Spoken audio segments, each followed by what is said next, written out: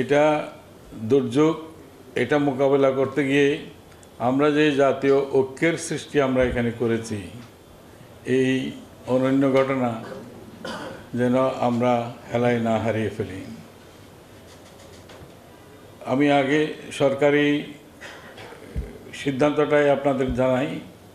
এখানে সংশ্লিষ্ট সব মন্ত্রণালয়কে নিয়ে ত্রাণ এবং পুনর্বাসন সমন্বয় কমিটি হবে।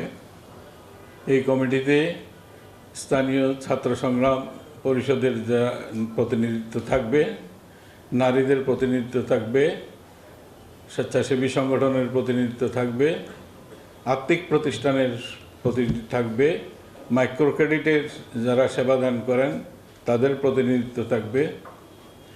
সর্বতভাবে যাদের যাদের সংশ্লিষ্টতার প্রয়োজন তাদের সবার প্রতিনিধিত্ব থাকবে। এটা সরকার পরিকল্পনা প্রণয়ন করবেন। এটা মাঠ পর্যায় থেকে আপনাদের ডিফর্মের মাধ্যমে আপনাদের চাহিদাপত্র যাওয়ার পর এটা তৈরি করা হবে এবং ত্রাণ পুনর্বাসন কর্মসূচি সরাসরি এই সমন্বয় কমিটির তত্ত্বাবধানে চোখের ওপরে মানুষের চোখের সামনেই বাস্তবায়িত হবে। আমরা এখানে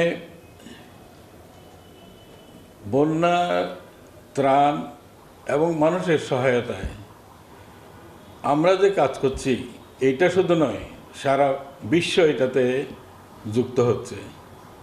ফলে আমরা অনন্যভাবে এই দৃষ্টান্ত রাখতে চাই, যা আগে আমাদের কাছে সেই সুযোগ আসে নাই।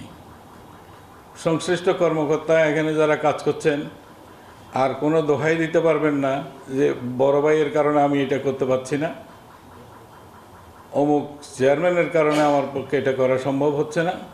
এই ধরনের কোনো বাধা নাই, কোনো বাধা আপনাদের সামনে নাই। ফলে নিরঙ্কুশভাবে আপনি আপনার প্রতিষ্ঠান থেকে যা দায়িত্বপ্রাপ্ত সেটা আপনি নিরঙ্কুশভাবে করতে পারেন। এখানে আমাদের যে সমস্ত তরুণ অফিসাররা আছে, আমি অনুরোধ জানাবো আপনাদের মেধার সর্বোত্তম বিকাশ আমরা এখানে দেখতে চাই। প্রচলিত ধারার পুনর্বাসন কর্মসূচি আপনারা গ্রহণ করবেন না। ইতিমধ্যেই বহুবার হয়েছে, বালির বাঁধ দেবেন, আবার যাবে, আবার বালির বাঁধ হবে। বারবার মানুষের কষ্ট, এই কষ্ট যেন দ্বিতীয়বার না হতে হয়। আপনারা যারা ইঞ্জিনিয়ার আছেন তারা আপনাদের জ্ঞানের সর্বোত্তম বিকাশ আপনারা করবেন। যারা অন্যান্য প্রতিষ্ঠানে আছেন, দায়িত্বপ্রাপ্ত আছেন, আপনার উপরে অর্পিত দায়িত্ব শতভাগ নিশ্চিতভাবে আপনারা করবেন। আপনাদেরকে করতে হবে, কারণ এগুলি সব আমরা পাবলিক করব, সব জনগণ জানবে আপনি কী করছেন। কোনো জিনিস এখানে লুকানো হবে না, যাতে আপনি আপনার মেধার, আপনার যোগ্যতার সর্বোত্তম প্রকাশ এখানে রাখতে হবে। আমরা এটা নিশ্চিত করবার জন্যে এই সমন্বয় কমিটিটা করেছি। আমরা এটা নিত্য যাচাই করব, আমরা সবসময় এটা মনিটর করব, আমরা এটা দেখব এবং জনগণও দেখবে। আমরা যা দেখতে পাবো এটা আমরা মানুষের কাছে জানাবো। 10 টাকার ইটা 100 টাকায় কেনা যাবে না। অতীতে যা করেছেন সেগুলি একদম ভুলে যান। এটা নতুন একটা বাংলাদেশ, এটা মনে রাখবেন। এটা পরিবর্তিত বাংলাদেশ। আমাদের আর কোনো দেশ নাই। উত্তর দিকে কাঁটাতারের বেড়া, দক্ষিণে সমুদ্র। আমাদের দেশকে আমাদেরকেই গড়ে তুলতে হবে। এটাই সুযোগ, এই সুযোগ হারানো যাবে না। 71 সালে এরকম একটা সুযোগ আসছিল, এটা আমরা হারিয়ে ফেলেছি।